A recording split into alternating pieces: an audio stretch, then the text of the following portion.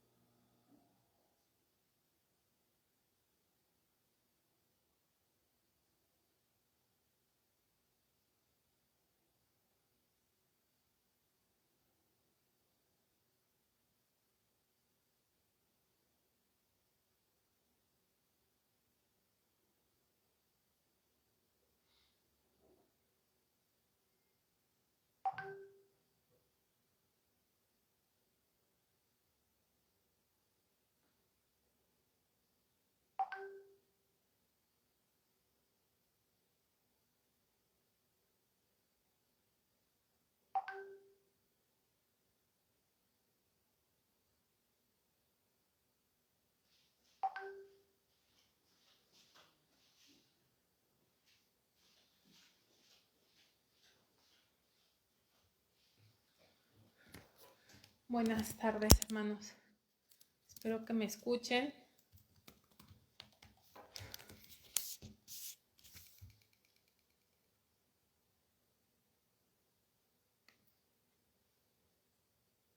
Vamos a estudiar con la ayuda de Dios el libro de Isaías.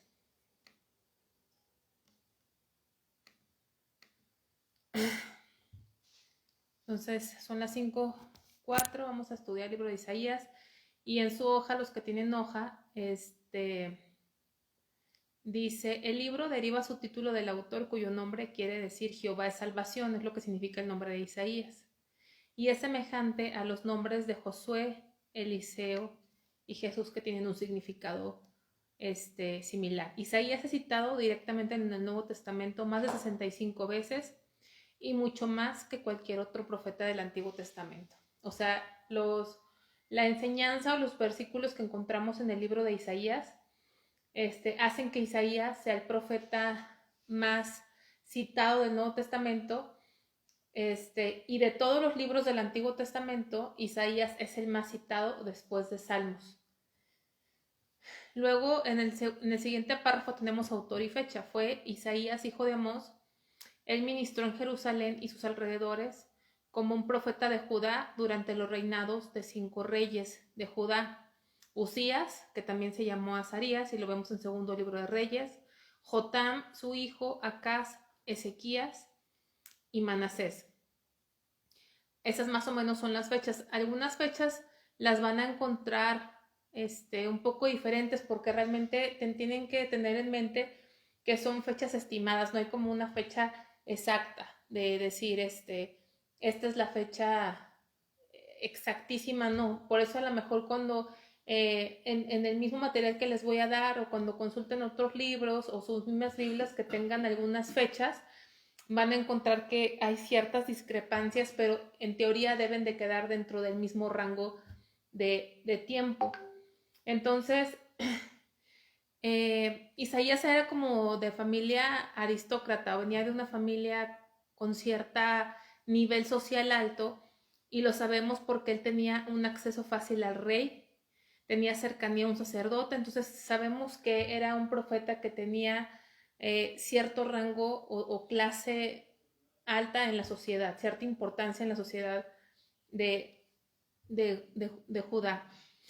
Isaías era casado y tenía 2 hijos, y sus hijos cada uno tenía un nombre, y ese nombre como que tiene un simbolismo, es interesante el nombre.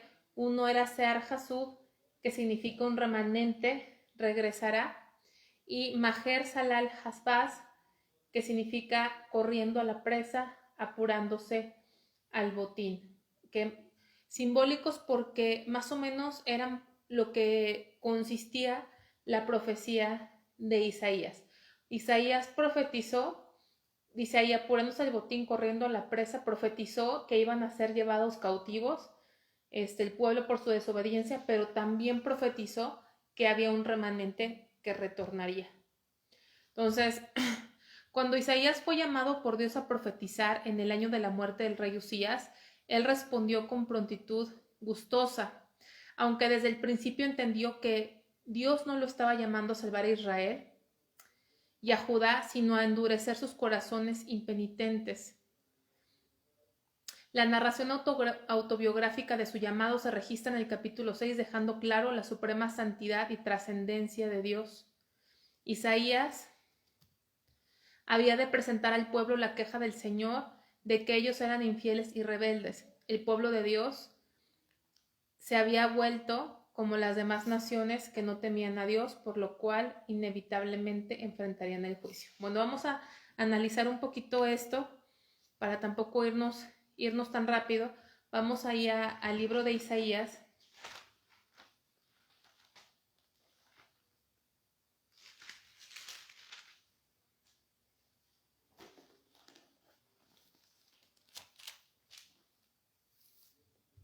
Si ustedes hablan ahí en Isaías capítulo 1, versículo 1, vemos este primer versículo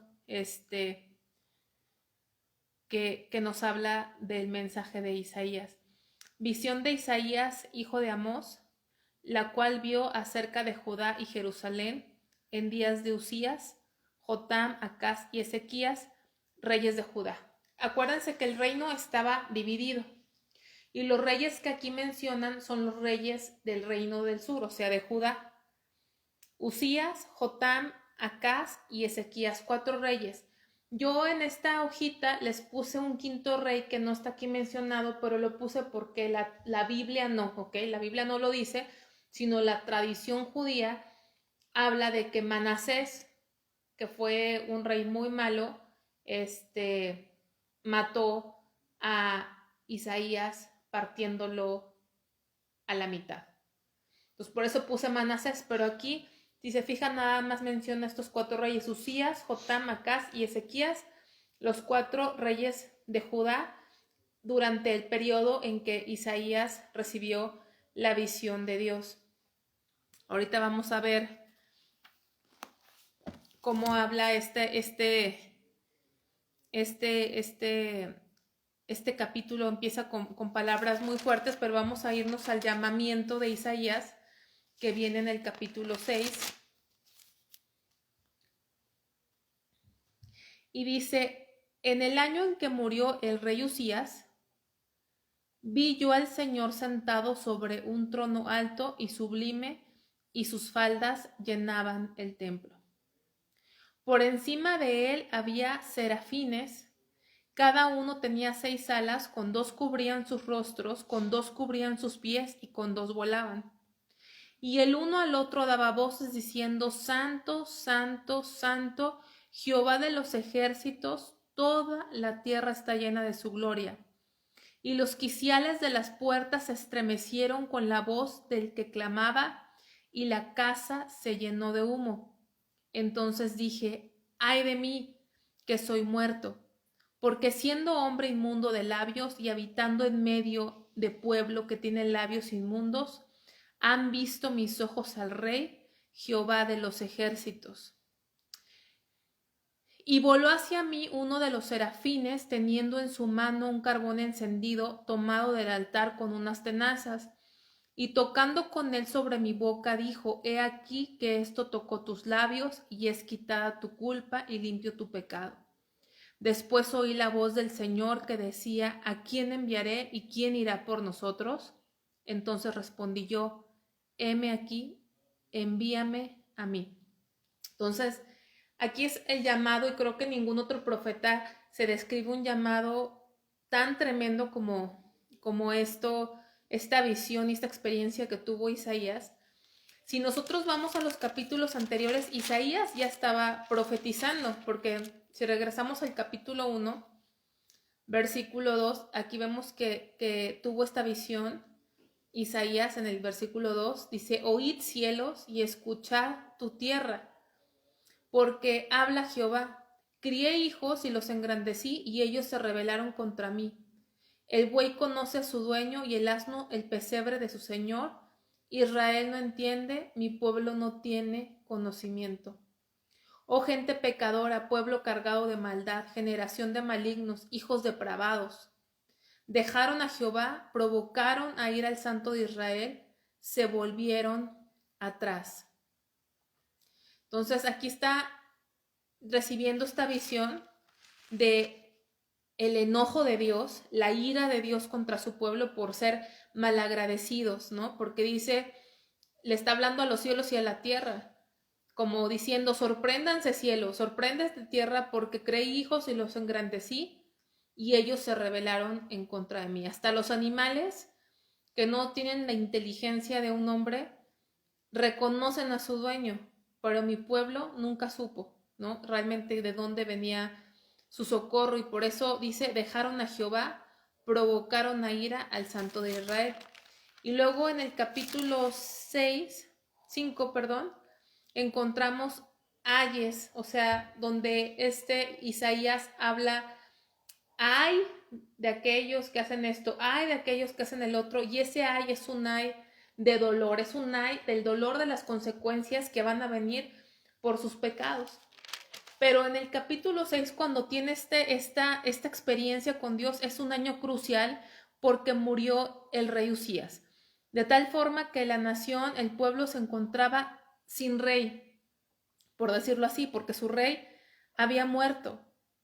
Pero ahí Dios le muestra y le da esta visión a Isaías de quién es el verdadero rey. Porque el rey físico ya no estaba. Pero en el versículo 5 dice, entonces dije, ay de mí que soy muerto, porque siendo hombre inmundo de labios y habitando en medio de pueblo que tiene labios inmundos, han visto mis ojos al rey. O sea, él reconoció, tuvo una revelación de quién era el verdadero rey de Israel, el rey del mundo. Pueden pasar muchos reyes en la tierra, puede parecer que no hay gobierno en la tierra, pero tenemos que tener la visión que recibió Isaías. Él es el rey, él reina sobre todas las cosas, él tiene poder, él está en su trono y no hay nada que no se salga, que se pueda salir de su dominio. Él vio al rey. Él vio al verdadero rey. En un momento de crisis, en un momento donde nuestros ojos físicos dicen, ¿y ahora qué va a pasar? Ya murió el rey. Siempre que moría un rey había peligro. ¿Ustedes saben eso? ¿Cuál era el peligro? ¿Qué pasa cuando hay un cambio de gobierno o un presidente muere o un rey muere? Siempre había quien quería hacer lo que se le llama dar un golpe de estado, ¿no? O las naciones querían aprovechar ese momento crítico. Y era un momento crítico para la nación, pero Dios le revela esto a Isaías, quién era el rey.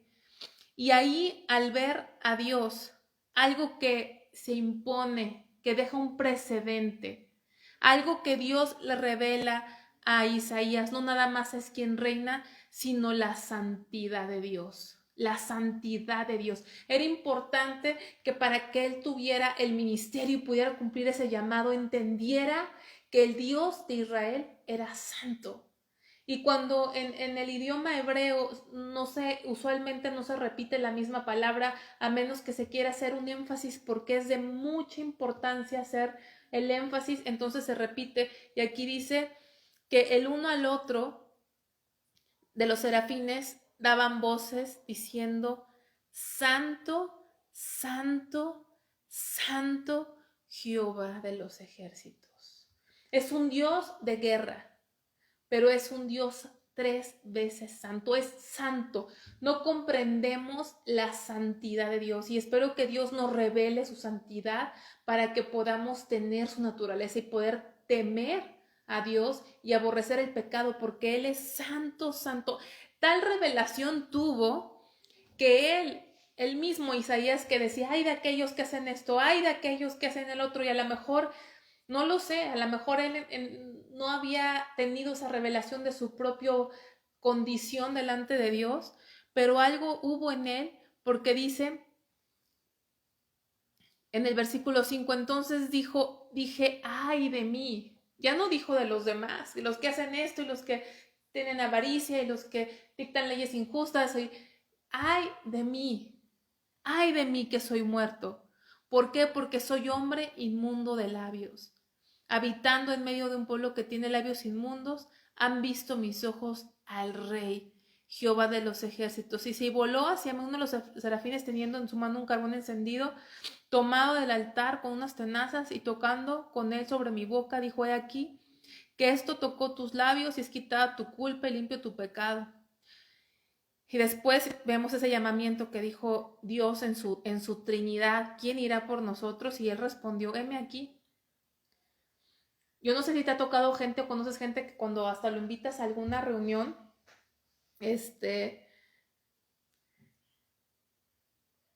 ¿sí me están escuchando? Estoy pensando, ¿sí se escucha? Porque no me acordé que no me puse los audífonos. A ver, mándenme un mensajito. Ok. A ver, ¿así me escuchan mejor? Bueno, voy a seguir. Ustedes me dicen si me escuchan mejor con audífonos o sin audífonos. Ahí me ponen un mensajito. Entonces, perdón, aquí ya con lo que pasó me saqué un poquito de onda. Entonces, ¿no les ha pasado a ustedes que invitan a ustedes a alguien a algún lado y te preguntan, ¿y quién va a ir? Y ok, gracias, ya vi que con audífono. Entonces les preguntan, ¿y quién va a ir? ¿Y a dónde voy a ir? Y y qué voy a hacer, ¿no? O a lo mejor ustedes les dicen a la congregación, ¿quién quiere servir? Y antes de decir sí, dicen, ¿y qué es lo que tengo que hacer? ¿Y qué voy a hacer? ¿No? Primero infórmame y ya luego decido. Pero aquí Dios no le dice a Isaías qué va a hacer. Nada más hace un llamamiento y dice, ¿a quién enviaré y quién irá por nosotros? No le dice nada de lo que iba a hacer. Simplemente preguntó quién va a ir por nosotros y cómo contestó ese llamado Isaías sin preguntar nada. Y según la tradición judía, murió aserrado. Entonces, él contestó, heme aquí, envíame a mí. Y fíjense el llamado que le da Dios a este Isaías. ¿Quién quisiera este llamado? Dice, y dijo, anda y di a este pueblo, oíd bien y no entendáis, ved por cierto, mas no comprendáis. Engruesa el corazón de este pueblo y agrava sus oídos y ciega sus ojos para que no vea con sus ojos, ni oiga con sus oídos, ni su corazón entienda, ni se convierta y haya para él sanidad. Y yo dije, ¿hasta cuándo, Señor? Y respondió él, hasta que las ciudades estén asoladas y sin morador, y no haya hombre en las casas, y la tierra esté hecha un desierto, hasta que Jehová haya echado lejos a los hombres y multiplicado los lugares abandonados en medio de la tierra. Y si quedare aún en ella la 10ª parte, ésta volverá a ser destruida, pero como el roble y la encina, que al ser cortados aún queda el tronco, así será el tronco, la simiente santa. Entonces, ¿saben y entienden de qué era este llamado? No llamó a Isaías a salvar a su pueblo. O sea, en pocas palabras le está dando un llamado que dice, tú los vas a llamar, pero este pueblo no va a entender. Tú les vas a hablar, pero su corazón se va a engrosar y no van a entender, ni van a ver, ni van a comprender. A todos a lo mejor nos gustaría un llamado que la gente se convirtiera a Dios, que la gente respondiera a Dios, que la gente se volviera a Dios, que hubiera sanidades. Y el llamado que Dios le hizo a Isaías era un llamado que al ojo humano no iba a tener ningún resultado. Y es muy importante porque a veces nosotros calificamos el llamado que Dios nos ha dado o el llamado que Dios les ha dado a otra persona en base a lo que para nosotros son buenos resultados. Pero el llamado de Isaías no fue a algo que aparentemente fueran buenos resultados. Y aquí le da una profecía tremenda que es Cristo, en el versículo 13. Y si quedare aún en ella la 10ª parte, esta volverá a ser destruida. Pero como el roble y la encina, que al ser cortados aún queda el tronco, así será el tronco, la simiente santa. ¿Sabes? Como un tronco de un árbol que es cortado. Así fue el pueblo de Dios, fue cortado, fueron llevados cautivos por Asiria y después cautivos por Babilonia y solamente quedaba un tronco. algo que ya no tenía vida, un pedazo de árbol. Pero de ahí iba a venir la simiente santa, de ese tronco, porque Dios de la nada hace las cosas. De lo que parece muerto, de lo que parece destruido, de lo que parece que ya no quedó nada, de ese tronco que parecía que ya el árbol había sido cortado, ya había sido destruido, de ahí el Señor cumplió su promesa. De ahí el Señor siguió cumpliendo su plan y vino la simiente santa, de ese tronco, o sea, de ese remanente que quedó. De ahí salió el Señor Jesucristo o vino el Señor Jesucristo. Entonces es muy importante entender el llamado de Isaías. Él era alguien que pertenecía a la sociedad alta de alguna forma de Judá. Ese era Isaías. Dios lo llamó en un momento que, ahorita vamos a ver el contexto histórico, en un momento que era próspero económicamente para la nación, pero contrastaba con una gran decadencia espiritual. En ese contexto, Dios le hizo este llamado a Isaías y lo llamó de esta forma, con esta revelación de su santidad, de su poder y de su realeza. Así se manifiesta. Al grado vio su santidad que él dijo, ay de mí.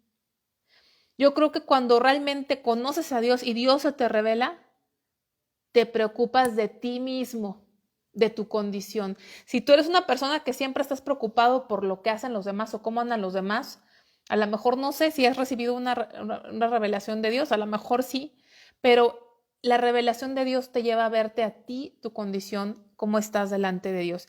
Y este así fue el llamado de Isaías.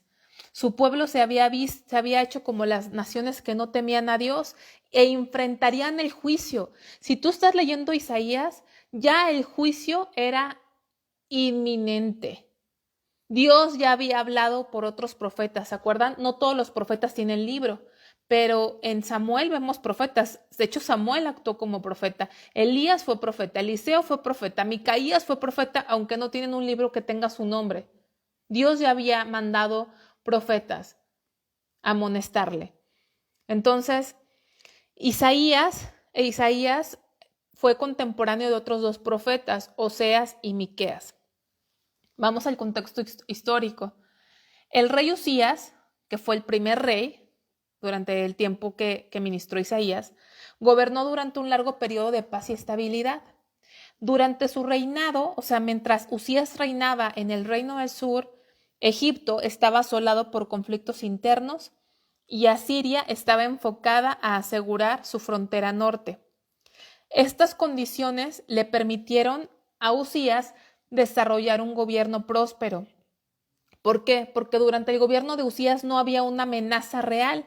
Las posibles amenazas estaban ocupadas en otras cosas, que era Siria y Egipto. Entonces, eso le permitió a Usías hacer que Judá prosperara. Dice ahí, Judá se desarrolló y llegó a ser un fuerte estado comercial y militar, con un puerto para comercio en el Mar Rojo y la construcción de muros, torres y fortalezas. Eso lo pueden ver en segundo libro de Crónicas. Sin embargo, el periodo fue testigo de un declive en el nivel espiritual de Judá. Fíjense qué interesante que por un lado, económicamente, había mucha prosperidad en Judá, tenían paz, había construcción, había desarrollo, había dinero, pero por el otro lado, la parte espiritual era hacia abajo. Cada vez más parecidos a las naciones, con más avaricia, con indiferencia hacia Dios y así. Iban creciendo financieramente, pero espiritualmente al contrario. Y eso nos puede pasar a veces en nuestra vida. Entonces, la caída de Usías fue el resultado de su intento por asumir los privilegios de un sacerdote. Usías quizá en general había sido un buen rey, pero se enalteció tanto. Dios sabía que Dios lo ayudaba tanto porque esa prosperidad que tenía su reino no era más que la gracia de Dios, pero llegó a creerse tanto que tomó un rol que no le era permitido a un rey. Y él entró al templo y y quemó incienso sobre el altar, y esa actividad era exclusiva de los sacerdotes. Él no podía hacerlo porque Dios ha elegido a ciertas personas para hacer su obra, y así lo muestra en el Antiguo Testamento, de tal forma que el día de la expiación, por ejemplo, tenía que entrar el sumo sacerdote. No podía entrar cualquier persona, o sea, tenían que seguirse el modelo y las reglas de Dios, y él se había enorgullecido tanto, y es lo que causa el orgullo, que nos ciega, y entonces él pensó que podía hacer el rol de un sacerdote, y entonces fue juzgado, y Dios le causó, el castigo que le vino fue lepra, que es una enfermedad horrible, ustedes saben, incurable, mortal, y nunca fue sanado, murió leproso. Y cuando alguien estaba leproso tenía que ser sacado del campamento. Imagínense, el rey sacado del campamento. Entonces vamos a ver, su hijo Jotam tuvo que encargarse de los deberes del rey, aún antes que muriera el rey, como que su hijo Jotam hacía ciertas cosas porque el rey no podía ejercer como rey. Entonces, mientras eso pasaba en Judá, Asiria empezó a emerger como una nueva potencia internacional bajo el reinado de Tiglat-Pileser. Así se dice, ¿verdad? Mientras que Jotam era rey. Entonces, mientras Jotam era rey y todo esto había pasado, tenemos al rey de Asiria, que Asiria empezó a crecerse, a fortalecerse y a llegar a ser una potencia mundial. Vamos a ver, este es el reinado de Jotam, hijo de Usías. Y luego vino otro rey, Acaz.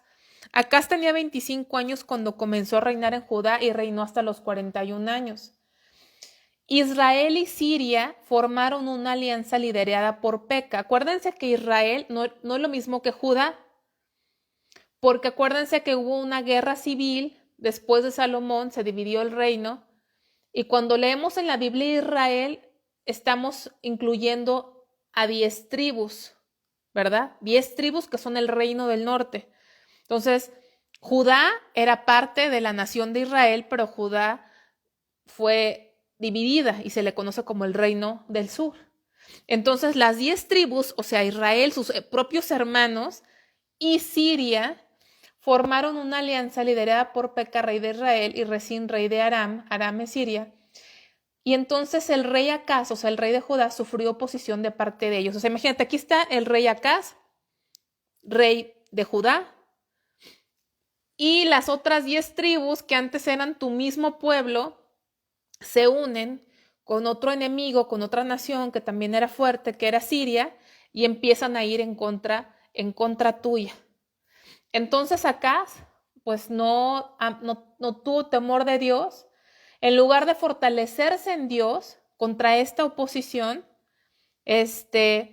rechazó la ayuda de Dios e intentó buscar una solución política. Y entonces dijo, ok, si Siria y si Israel me están atacando y se están uniendo para venir contra mí, entonces yo le voy a pedir a Siria, no es lo mismo Siria que Asiria, ¿verdad? Son dos diferentes.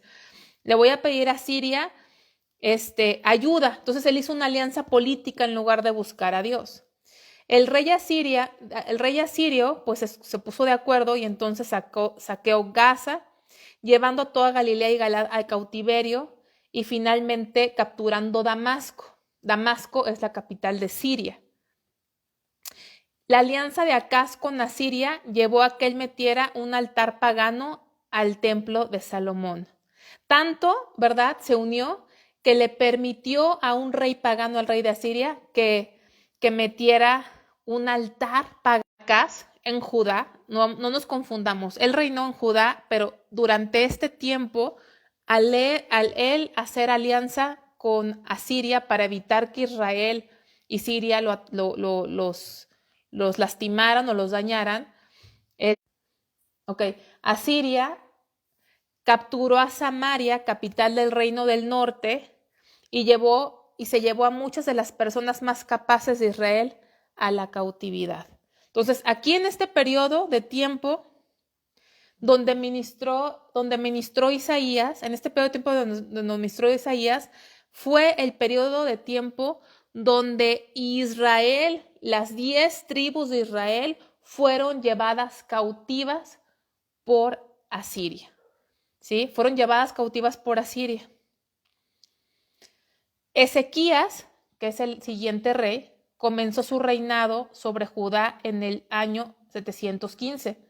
Ezequías fue un buen rey de Israel, pero para cuando Ezequías comenzó a reinar sobre Judá, las 10 tribus de Israel ya habían sido llevadas cautivas ¿por quién?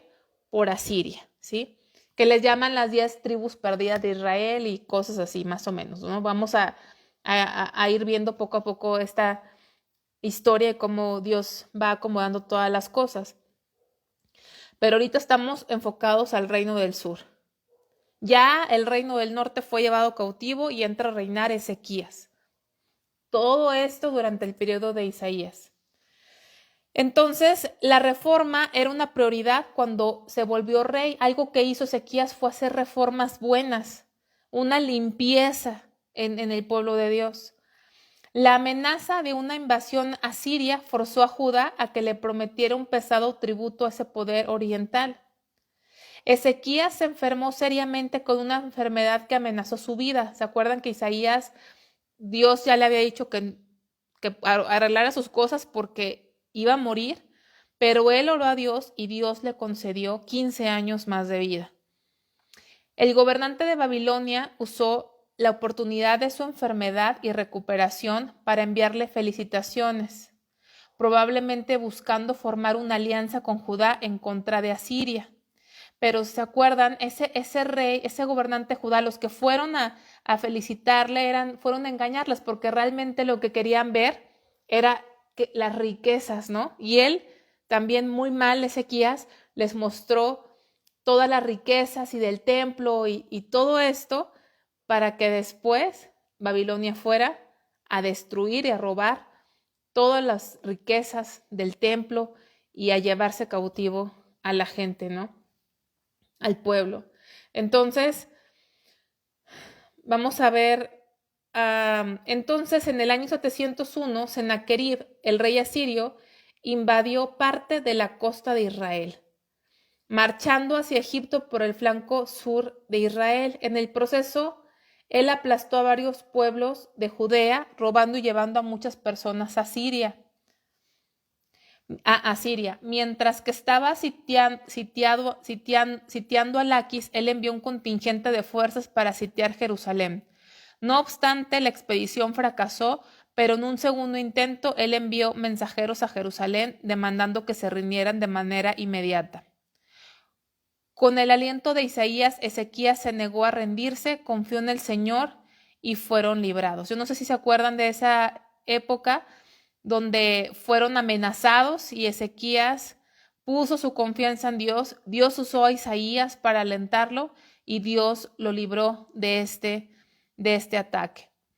Y ya el último rey que se menciona en la tradición judía es Manasés, y se dice que Isaías murió a manos de este rey Manasés. Y en la siguiente tablita les puse una tablita nada más como para ayudarnos un poquito a ubicarnos en la historia.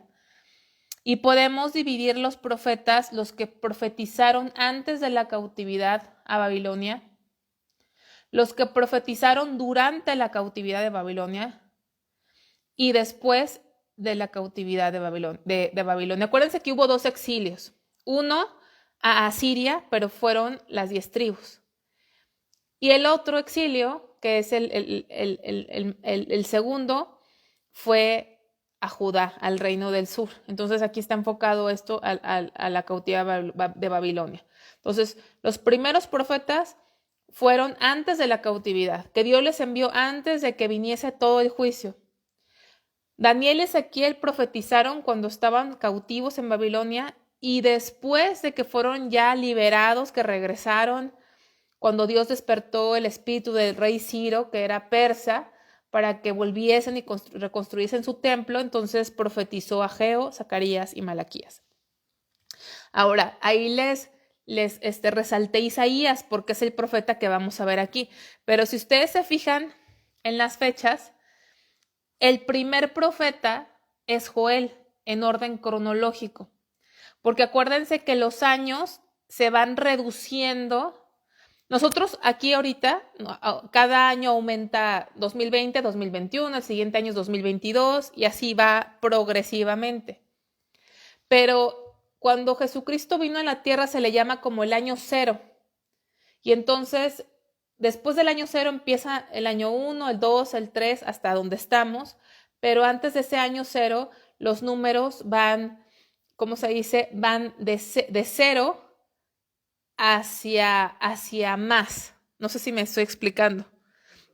Entonces, cuando ustedes ven Joel, año 800, y ven Isaías, año 740, ¿quién fue primero? ¿O quién es más antiguo? Joel, ¿sí? Joel es el más antiguo. Entonces, acuérdense que el orden de la Biblia, como están los libros, no necesariamente fue el orden en que sucedieron los hechos, ni necesariamente el orden en que se escribieron. Entonces tenemos el profeta Joel, Jonás, Amós, Oseas, y en este año más o menos, aproximadamente como en el 700, 740, tenemos a Isaías, que su mensaje primordial fue a Judá. Vamos a entrar al bosquejo de este libro. Para algo sencillo, porque este libro no es fácil de leer, no es sencillo de estudiar, pero para que tengamos una idea de cómo se divide este libro, que se nos quede más fácil, lo entendamos mejor, el libro de Isaías se puede comparar como una Biblia. El libro de Isaías es como si fuese una Biblia chiquita. La Biblia tiene Antiguo y Nuevo Testamento. El Antiguo Testamento tiene 66 libros, ¿verdad? Perdón, no el Antiguo Testamento, discúlpeme. La Biblia completa tiene 66 libros. El Antiguo Testamento tiene 39 libros y el Nuevo Testamento tiene 27. ¿Cuántos capítulos tiene Isaías? 66. Isaías tiene 66 capítulos, igual que el número de libros de la Biblia. La Biblia tiene 66. Y entonces, el Antiguo Testamento tiene 39 libros y el Nuevo Testamento tiene 27 libros. Y así exactamente se puede dividir el libro de Isaías. Se puede dividir en dos grandes partes. Del capítulo 1 al capítulo 39 y del capítulo 40 al capítulo 66. Se puede dividir igual que el Antiguo y el Nuevo Testamento, 39 capítulos y 27 capítulos. Entonces, así como la Biblia, el Antiguo Testamento comprende la historia de Israel, su pecado, su rebelión, todo eso, así también los primeros 39 capítulos de Isaías, fíjense qué interesante, hablan acerca de lo mismo, del pecado de Israel, del juicio, de todo esto.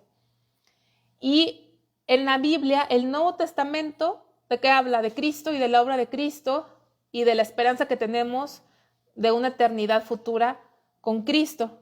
Y es precisamente el mismo tema que ocupa a los últimos 27 capítulos de Isaías. Entonces, por eso Isaías es como una Biblia pequeña que tiene los mismos libros que la Biblia, que se puede dividir exactamente igual, 39 y 27, y que el enfoque de los temas es lo mismo que el Antiguo y que el Nuevo Testamento. El Nuevo Testamento comienza con el ministerio de Juan el Bautista. Con eso empieza el Nuevo Testamento. Y precisamente la segunda sección de Isaías, que empieza en el capítulo 40, habla acerca de lo mismo. Habla acerca de Juan el Bautista. Profetiza acerca del ministerio de Juan el Bautista. El Nuevo Testamento termina haciendo referencia a los nuevos cielos y a la nueva tierra. E Isaías termina haciendo referencia a lo mismo. Por ejemplo, vamos a ver este ejemplo. Isaías 66, 22.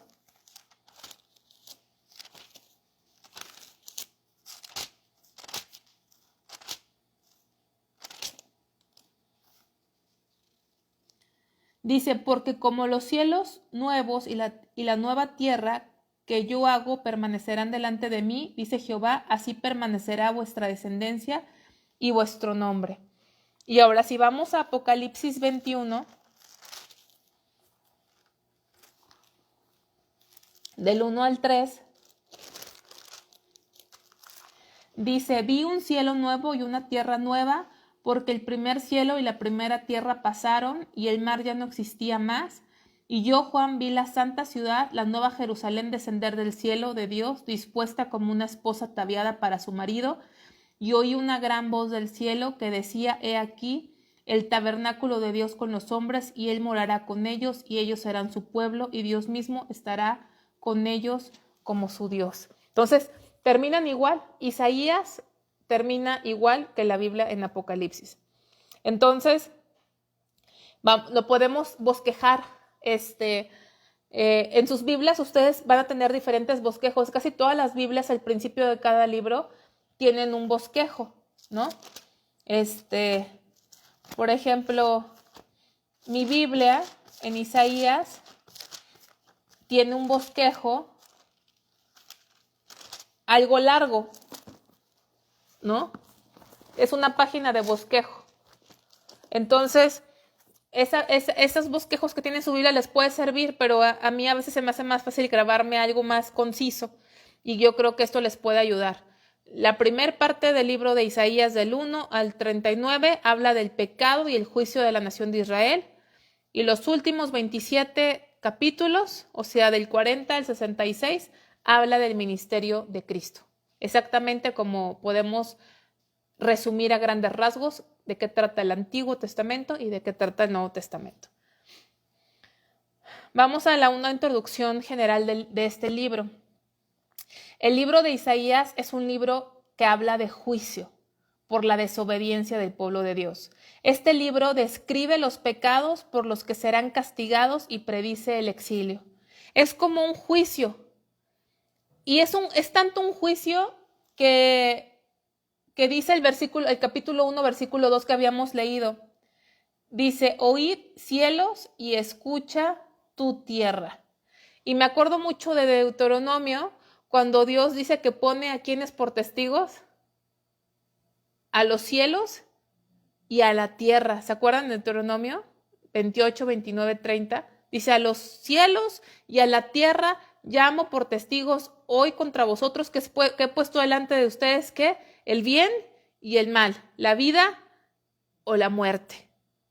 A esos testigos que Dios llamó en Deuteronomio los está citando en Isaías. Está diciendo, oír cielos y escucha tierra. Qué tremendo, porque los cielos y la tierra los usa Dios de testigos. Desde Deuteronomio les había advertido lo que iban a suceder si ellos escogían el mal o el bien. ¿Se acuerdan de esa cita? A ver, si quieren vamos a verla. El que la encuentre, dígame exactamente en dónde está. ¿Cuál?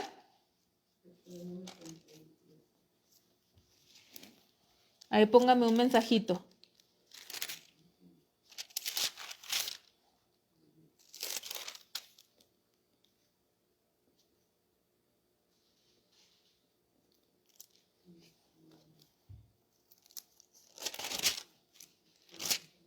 A ver, ¿ya lo encontraron? Porque todavía no lo encuentro.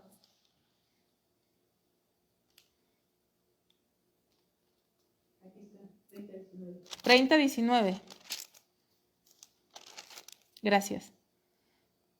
Deuteronomio 30:19 dice, a los cielos y a la tierra llamo por testigos hoy contra vosotros, que os he puesto delante la vida y la muerte, la bendición y la maldición.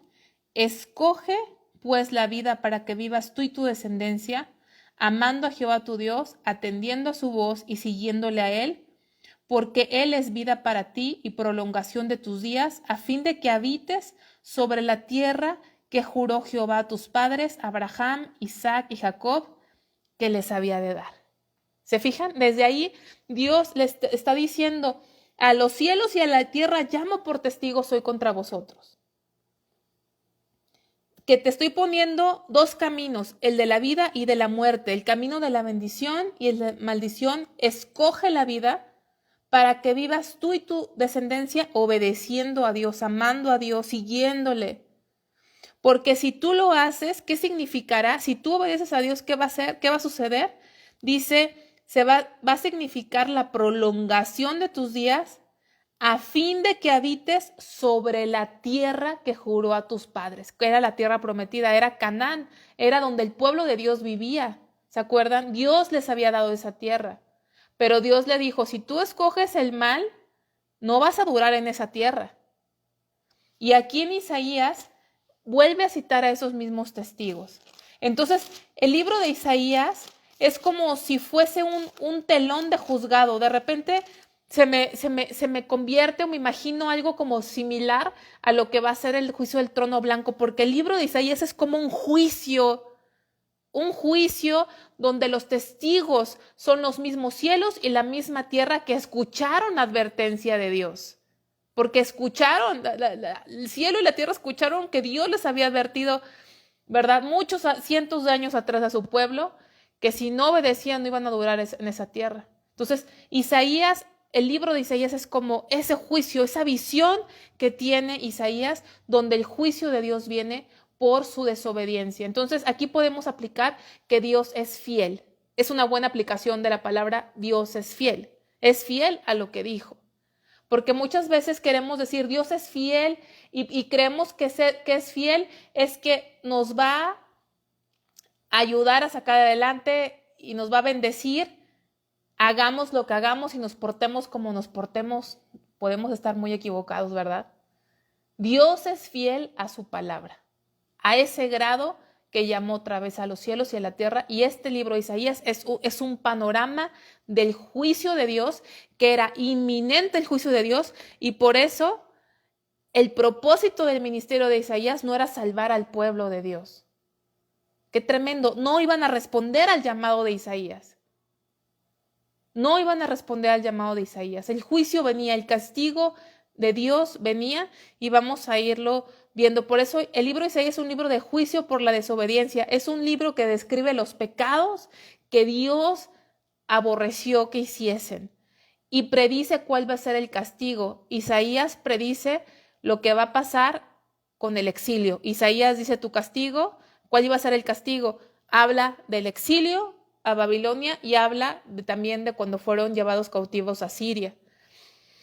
Pero lo hermoso de este libro, hermanos, es que no nada más presenta el juicio, sino todo el libro, que es como un juicio, siempre presenta un mensaje de esperanza. Así como hay juicio y castigo, hay esperanza y consolación. Así es Dios con su pueblo. Sí hay castigo, pero hay esperanza. Sí va a haber dolor, pero yo te voy a consolar. No te voy a destruir. Entonces tenemos que ver ese mensaje de juicio en una parte, pero de esperanza por otra parte. Entonces, ya que en una serie de profecías de largo alcance, Isaías predijo la caída pagana de Babilonia. O sea, Isaías predijo lo que iba a pasar con Asiria, que Asiria iba a llevarse cautivos a Israel. También predice que Babilonia se iba a llevar cautivo a Judá, pero también en la profecía de Isaías predice que Babilonia, que iba a ser una potencia mundial, cuando todavía Babilonia no era esa potencia mundial, porque la que estaba para la época de Isaías, la potencia que se estaba colocando como potencia era Siria, todavía no Babilonia. Pero imagínense la visión profética, qué alcance de visión profética que Dios le dio a Isaías, que en este libro predice que Babilonia iba a ser una potencia, pero también iba a caer y a ser destruida e iba a ser asolada. Y predice que iba a quedar un remanente que se iba a salvar, que es ese tronco que vimos en ¿dónde? En el capítulo 6, versículo 13. Y si quedare aún en ella la 10ª parte, ésta volverá a ser destruida, el remanente del remanente. Pero como el roble y la encina que al ser cortados aún queda el tronco, así será el tronco la simiente santa. Fíjate, si quedara aún, va a ser cortada, va a ser diezmada, y aún lo que quede va a ser cortado, o sea, va a quedar casi nada, pero de lo que quede, porque dice, y esta volverá a ser destruida. Fue lo que pasó. Fue cortada una parte, las 10 tribus de Israel que se las llevó a Siria. Y no quedó ahí, sino lo que quedó también fue cortado. ¿Por quién? Por Babilonia. Pero dice de ahí, pero al ser cortados queda el tronco, así será el tronco la simiente santa. ¿Sí? Entonces,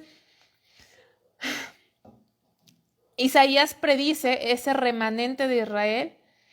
Y fíjense, un siglo antes, más de un siglo antes que existiera Ciro, lo menciona Isaías con esa exactitud. ¿Quién era Ciro? Pues un rey persa que llegará al poder. Todavía apenas en el tiempo de Isaías estaba levantando a Siria como potencia, pero ya estaba prediciendo Isaías que después iba a ser Babilonia, y después iba a caer Babilonia, y la siguiente potencia iba a ser Persia, al mando del rey Ciro. Y él ahí lo menciona Ciro, y lo menciona como un agente que Dios iba a usar para restaurar al remanente a la tierra. Entonces, a pesar de que Israel habla del juicio que va a sufrir el pueblo de Dios por su pecado, también está la buena nueva de que no va a ser para siempre, y que Babilonia, que son los que se llevaron cautivos, iba a ser destruida, se iba a levantar otra potencia mundial, y en la cual Ciro, este rey, iba a levantarla como potencia, pero a través de él, Dios iba a restaurar otra vez a su pueblo, a su tierra. Más allá de este futuro acto de salvación, Isaías predijo la venida de un siervo y salvador mucho más grande que Ciro. Fíjense el alcance de las profecías de Isaías. No nada más fue en los tiempos que ya pasaron, en ese momento a pocos años de su muerte, sino habla de Jesucristo. Ciro era como una prefigura de Cristo, pero lo vamos a ver más adelante, pero después de Ciro se enfoca a alguien mayor a Ciro, porque Ciro era un gran conquistador, él fue un gran conquistador, conquistó las naciones y se levantó como potencia mundial después de Babilonia.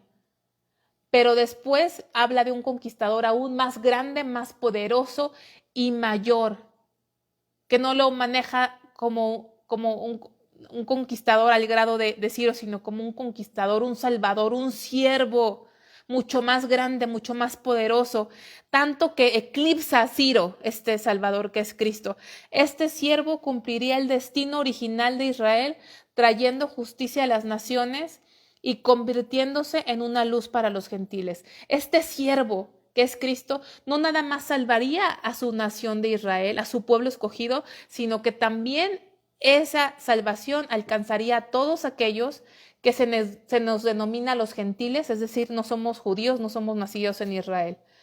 Y habla y profetiza Isaías, el siervo sufriría voluntariamente. Habla de Cristo. Qué precioso capítulo, Isaías 53. ¿Se acuerdan de ese capítulo? Qué revelación tuvo Isaías de ese siervo sufriente que es Cristo, que sufrió voluntariamente para poder redimir a su pueblo. No estaba hablando nada más de salvarlos de la opresión de Babilonia, sino salvar las almas de su pueblo y las almas de la humanidad, de los gentiles, para quitar nuestro pecado y volvernos a Dios. Y debido a las victorias de este siervo, Dios lo iba a recompensar y lo iba a vindicar, así como dice Filipenses, que por lo cual lo exaltó a lo sumo. Así lo maneja Isaías. Por ese sacrificio, por ese rey victorioso, por ese siervo que vino en total obediencia y sumisión a Dios, a morir por nosotros. Tal es su victoria que Dios lo exaltaría a lo sumo. Así lo profetiza Isaías. Y el Nuevo Testamento identifica a ese siervo como Jesucristo. Por la obra de este siervo se plantea, por lo que este siervo hizo, por lo que Cristo hizo, se nos plantea en Isaías un futuro maravilloso, un futuro especial, perfecto, exclusivo para los siervos de Dios, un nuevo mundo, una nueva Jerusalén, donde reinará Dios y su justicia. Y esta es la gran esperanza que está descrita en este libro. Entonces, este libro tiene profecías que se cumplieron en la vida de Isaías, otras que se cumplieron después de la muerte de Isaías, y tiene profecías que todavía nosotros, los que estamos escuchando esto, todavía esperamos, profecías que están en este libro de Isaías. No todas se han cumplido. ¿Y cuáles esas?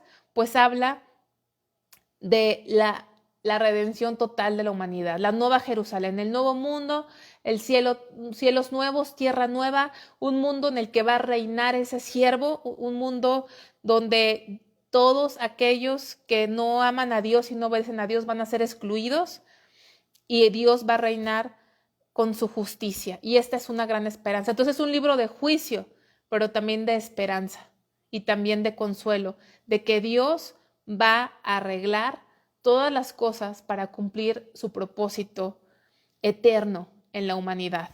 Entonces, de eso se trata más o menos el libro de Isaías, y ya se me terminó el tiempo, entonces vamos a tener un break de 5 minutos y si Dios quiere regresamos a la segunda parte de este libro, ¿sale?